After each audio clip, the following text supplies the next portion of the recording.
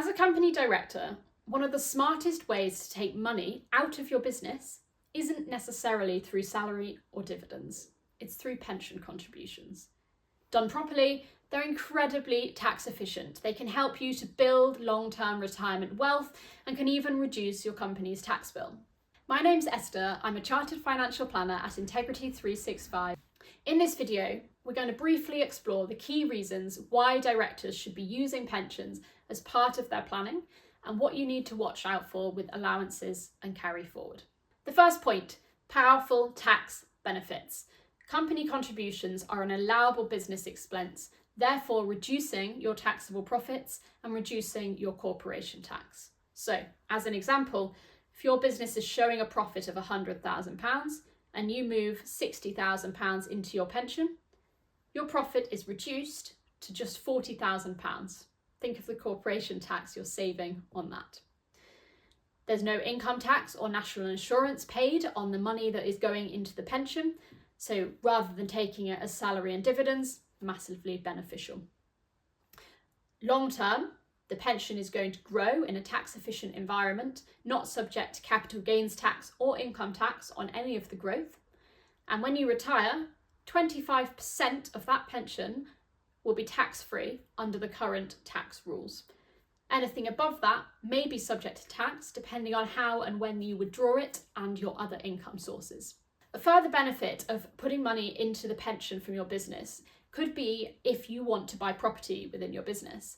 Commercial property can be put into certain types of pensions, and certain types of pensions can loan money also back to the business. There's a lot of flexibility there, and this can be really beneficial and a way of supercharging your pension whilst also buying property or buying other assets within the business. I'm not going to go into a huge amount of detail on this today. However, if that's something that piques your interest, please do get in touch. The second key point, building retirement wealth. Contributions are growing in your pension in a tax advantage wrapper, compounding over time. The earlier you can start, the more of that compounding you're going to experience, and that's going to be hugely beneficial for you for growing this incredibly tax efficient investment. What it does is it creates you a substantial pension pot beyond the state pension. There's always talk about the state pension in the news. Is it sustainable? People are living longer. How much longer until we have to means test the state pension? You'll have heard all of these conversations pop up in the news. Therefore, even more important to supercharge your retirement savings by putting money into the pension. As a business owner, even more beneficial because you get those corporation tax savings as well. That's going to provide you with some long-term flexibility and security for yourself as a director. For example, if you decide later on you're approaching retirement, you'd like to leave the business, however, you're thinking, how am I going to replace the income that I take from that business? If you've been planning well, that pension should be there to step in and take on that role to enable you to take a step back and do whatever it is you want to do in your retirement. The final key point is the use of the annual allowance and potential use of carry forward. So the annual allowance in the 2025 to 2026 tax year is £60,000. This is potentially reduced in two circumstances. One, if you're subject to the Money Purchase Annual Allowance or the MPAA, then you'll have an annual allowance of £10,000. This is only triggered if you've taken money out of pensions in a certain way. Take advice before you contribute to make sure that you are not breaching those rules. You may also have a tapered annual allowance if your adjusted income is over £260,000.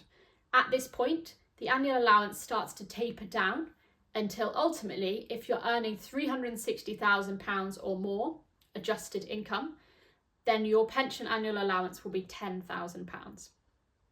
However, if your adjusted income is under £260,000, you don't need to worry about the tapered annual allowance. You will just be subject, presuming you're not under the MPAA, to the standard annual allowance of £60,000. The standard annual allowance of £60,000 is also subject to a further condition.